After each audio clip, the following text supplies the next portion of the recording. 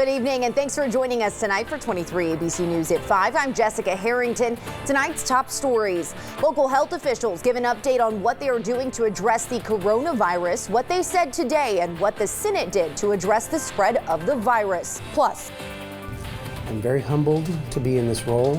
Also very excited, though, to be here. we hear from Bakersfield's new city manager, Christian Clegg, what he said about his vision for the city and how he feels about being here. 23 ABC News at 5 starts right now. Live from downtown Bakersfield, 23 ABC News at 5 starts now. Good evening. Cases of coronavirus continue to grow around the country as 2 cases have been confirmed in San Francisco, and LA County confirmed 4 new cases of the virus. This as local health officials give an update today. Kern County Public Health spokesperson Michelle Corson held a press conference to address updates with the spread of the virus. Corson said 4 returning travelers are still being monitored for possible risk of the virus. She also added that 4 people are being tested for coronavirus and one of the results has come back. We have received 1 result back as of today and the test was negative, and so we are awaiting 3 more results of those 4 tests. According to the CDC, there have been more than 130 cases around the U.S. and more than 50 cases here in California. The final vote came down as a 96-1 vote with Senator Rand Paul, the lone senator to vote against the measure. The agreement provides $7.8 billion in appropriations to address the outbreak of coronavirus. It also authorized $500 million in mandatory spending to fund a telehealth program to expand access to health services for seniors. The measure will now move to the president's desk. State officials have issued an emergency declaration in light of the coronavirus to free up federal funding. But now local citrus farmers in Kern County are also feeling the impact of the virus tonight. That's because exports to China have been closed for several weeks, driving their costs down and labor prices up. 23 ABC's Tori Cooper is joining us live from Johnston Farms in East Bakersfield with more on how the coronavirus is impacting Kern County citrus. Tori? Yeah, Johnston Farms here in East Bakersfield has been rooted in Kern County since 1947. But now 4th-generation farmers are telling 23 ABC News that the coronavirus is impacting their shipments that have been on hold now, and they are even having to cut worker hours. Derek Vaughn, a partner here at Johnston Farms, says his oranges are not making it off the tree as fast because of the recent spread of the coronavirus. So we had to start reducing workers' hours from 5 to 6 days a week to 3 and 4, and sometimes 5 in a good week, but shorter hours per day, so about 25% less. The coronavirus has taken the lives of several people nationwide, and now it's impacting the overtime hours for local Kern County farm workers, according to Vaughn. A typical 40-hour work week is now just a few more than 30 hours total, and the price of a typical box of Kern County oranges is also taking a big hit as well. I'd say typically a box of oranges on our end, wholesale, goes from anywhere from $15 to $20, and this year it's anywhere from $7 to $13. So it's about 25 to 30% down. Vaughn says since all of the ports to China had been closed, his exports are getting rerouted to Korea. And so they're keeping them on the boats in the water, and they've had to divert a lot of them to Korea, which in turn, some of us that were shipping to Korea, that's gone away as well for now. And it's just flooding the domestic market, which is driving prices lower and lower. Like many farmers, Vaughn grows around half of his mandarin and orange crop, but he still depends on the other growers in the market for the remaining portion of his supply. But now that the coronavirus is driving prices down and labor prices up, other growers may not see the same return on each acre of their citrus produce. It could get too soft or too rotten to where they won't be able to pick it in time. You know, everybody wants to get to all their growers, but sometimes a market like this, it may not happen. In the meantime, Vaughn is hopeful the citrus market will pick back up so he can return hours to his workers and sell his citrus for profit. If it doesn't open, I think you're just going to see a flooded market and just prices go lower and lower. Vaughn is used to seasonal changes, so he's keeping a positive attitude, but he hopes health officials can ease coronavirus concerns so that people can return to their normal shopping habits soon. You just have to be optimistic because everything goes in cycles.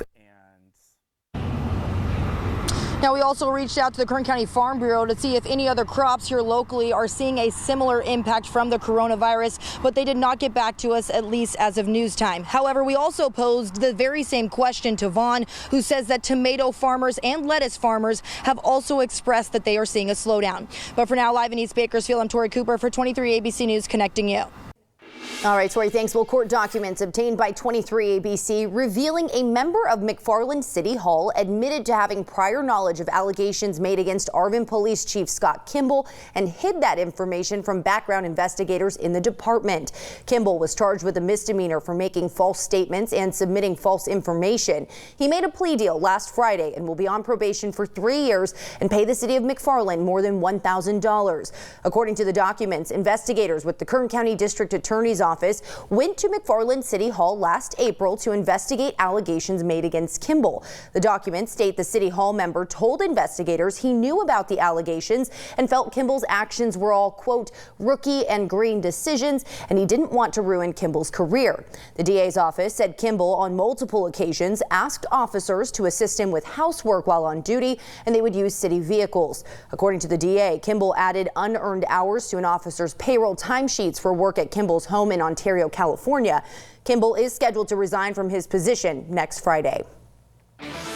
The new Bakersfield city manager started his position earlier this week, and today he spoke for the first time about his plans for the job. So I plan to be in Bakersfield a really long time. This is not a stepping stone for me. This is where I want to be. I came here very intentionally to make a long-term commitment. City Manager Christian Clegg is replacing longtime City Manager Alan Tandy, who retired earlier this year. Clegg brings 14 years of experience working in local government and most recently served as the Deputy City Manager in Stockton. According to the city, he will make a base salary of $240,000 a year and will receive up to $5,000 in moving expenses. Clegg says he doesn't have a set vision for Bakersfield at this time. However, he wants to listen to the community and city leaders to help out the city. It's not predetermined for me because it really matters what this community wants for itself. What are the hopes and dreams of this community, its leaders and its members? And I want to listen closely over this next 6 months to a year and understand where the community wants to go, and then use my best experience and professional background to gather good data and information and make well-informed decisions based on where the community wants to go. Now, Clegg also addressed the search for a new Bakersfield police chief following Lyle Martin's retirement late last year. He says he wants a chief who wants to work on community trust building and creating a great culture in the department. All right, let's turn now and take a look at your first forecast here tonight as we take a look at the radar and satellite. Today, you can see some slight cloud coverage moving through the area, but otherwise mostly clear outside. As we take a look now at current temperatures around the county, you can see Bakersfield cooling down a bit, 81 degrees. You can see McFarland just changed down to 80. Our high right now in Arvin with 84 degrees. Our mountain communities like Tehachapi down to 64 degrees, and out in Jawbone Canyon, 65 degrees. As we look ahead tonight, our low is 52 degrees overnight, very light winds. Tomorrow, though, another warm day outside, 80 degrees, and the chance to break a record. We're going to have a look at your 7-day forecast, including the chance of rain coming up in just a few minutes. A 7-year-old girl who was shot multiple times near a skate park in Tulare County is expected to survive. The little girl was one of 6 people who were shot. 5 people were injured. 1 person died. Officials say it took place at an apartment complex near a skate park at Tulare and I Streets during a celebration of life party for someone who was buried Wednesday. Police are searching for a lone gunman who walked up and fired multiple times. 23-year-old Demetrius Perry Jones died at the scene. Police officials have not released any suspect information, but they believe the shooting may have been gang-related. Arguments were made before the Supreme Court in a case which could ultimately change abortion access in America for years to come. But the comments made outside of the court are raising questions today. The Senate Minority Leader being accused by the Chief Justice of making dangerous threats against 2 justices.